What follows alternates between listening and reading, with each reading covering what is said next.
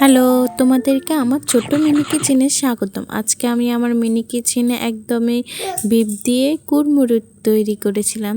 তো প্রথমেই আমি আমার বাসার কাজের মেয়েটাকে বাজারে পাঠিয়ে দিয়ে একটা গোস্ত গরুর মাংস নিয়ে এসেছি।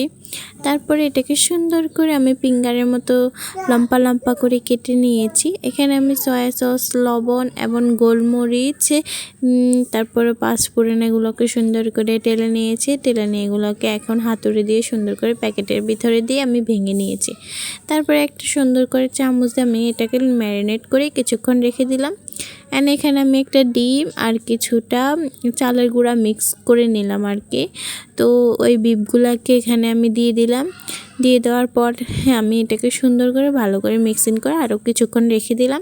অ্যান্ড চুলার উপরে তেলটাকে অনেকক্ষণ ধরে গরম করে আমি এটার উপরে দিয়ে দিলাম। দিয়ে আস্তে ডিম করে এটাকে ভাজতে থাকবো যাতে লাল লাল হয়।